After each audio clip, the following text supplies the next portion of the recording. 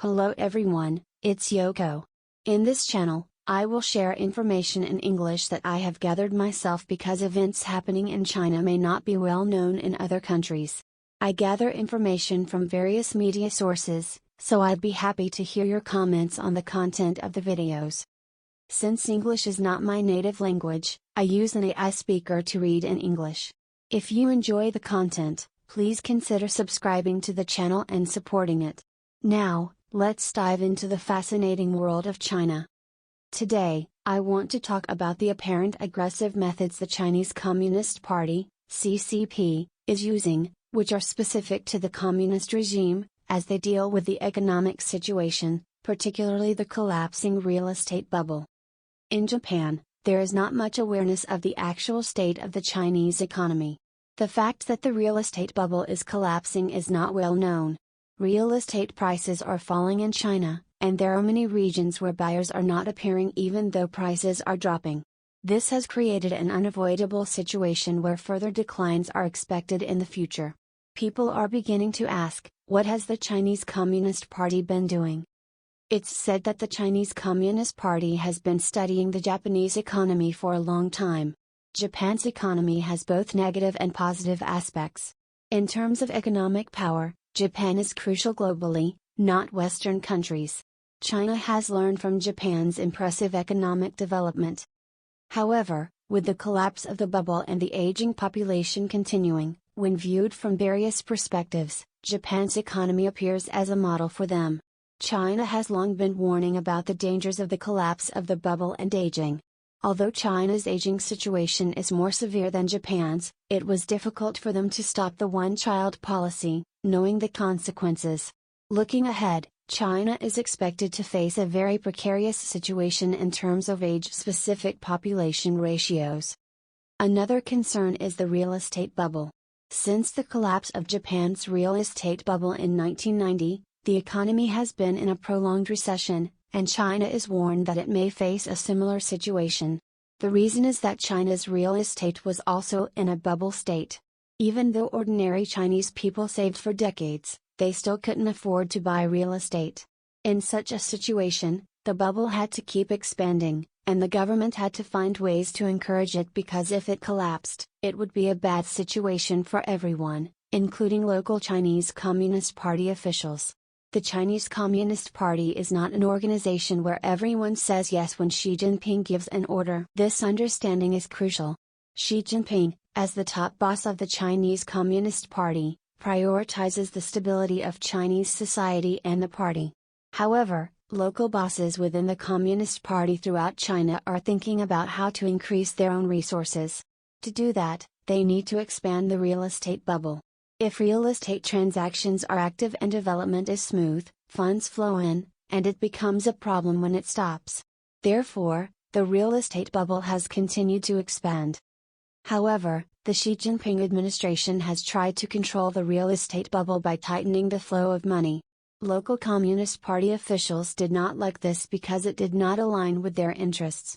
Therefore, they found various ways to further expand the real estate bubble. Recently, the Communist Party has deployed some of its regime-specific aggressive methods. This may be something impossible in Japan. So, first, I'll introduce specific details, and then I'll explain the potential impact and whether the intended effects of the Communist Party will be realized. I'll refer to an article from October 30th this year discussing important news in the real estate market. It relates to policy number 14 formulated at the State Council Executive Meeting in August and officially announced on September 1st. This policy is widely circulating among local governments throughout China. In 1998, China allowed the privatization and commercialization of housing, marking a significant reform since then. This policy has two main points. First, there are plans for housing for people living and earning salaries in urban areas. This means providing affordable housing for ordinary people. If ordinary people with regular incomes cannot afford to buy a home, real estate becomes an investment target, and the problem arises that it becomes difficult for ordinary people to change homes as prices rise sharply. To solve this problem, affordable housing is provided to limit it from becoming a target for investment and speculation. This type of real estate is regulated, and there are restrictions on the profits for developers.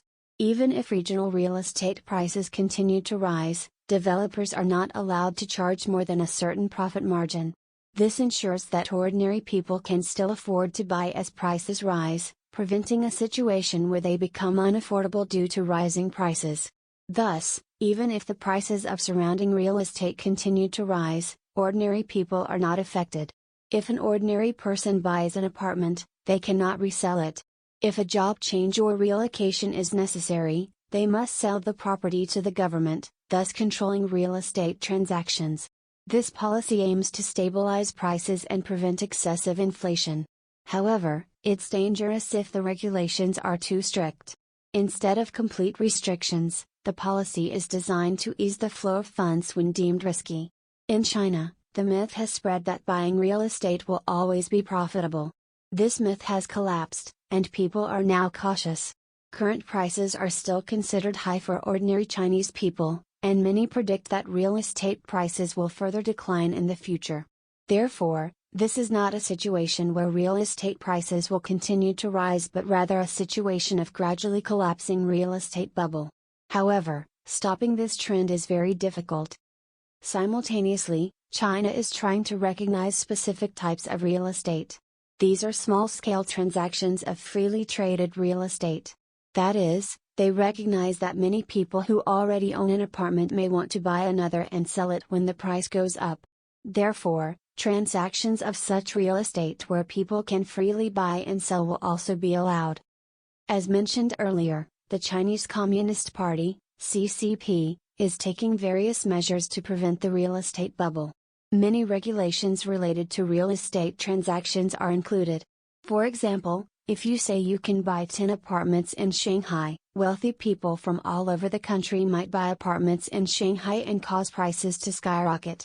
To address this issue, there are various regulations such as having to live in Shanghai for several years or paying social insurance in Shanghai. These regulations are to ensure that only specific people can purchase apartments in Shanghai. In summary, they are introducing a policy that recognizes two types of real estate.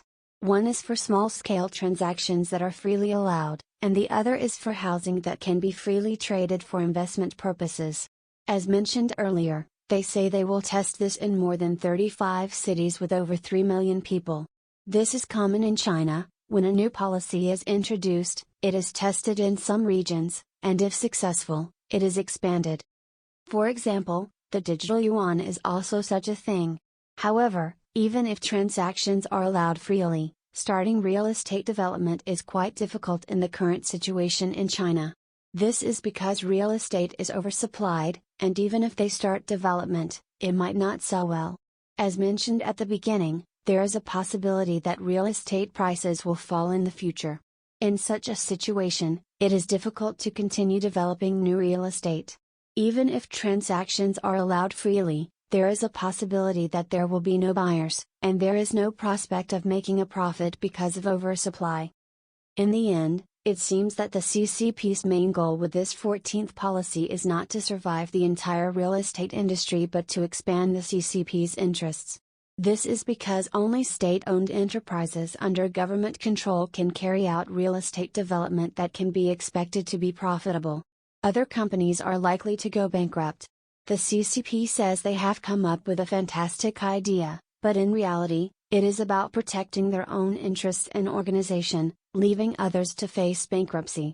In the future, the situation in China's real estate industry may not be in a continuous growth stage. The CCP seems to understand this the most. In such a situation, it is impossible to save the entire industry. Under such circumstances, they seem to be planning to proceed with a part of the real estate in a planned manner. This reform will have no impact on the debt problem that the real estate industry is facing. The question of how to repay the massive debt will continue. Large-scale bankruptcies or business failures are not at all surprising. Perhaps this problem cannot be solved. In today's China, the real estate industry is already oversupplied, and money is not circulating. Even if development begins, it feels like they are creating something that will almost certainly collapse, like the defective homes I introduced the other day. It's not surprising that large-scale bankruptcies could occur in such a situation. In the end, only a part of the real estate development companies with guaranteed profits seems to survive, and that seems to be the true aim of the policy. This concludes today's discussion. Until next time.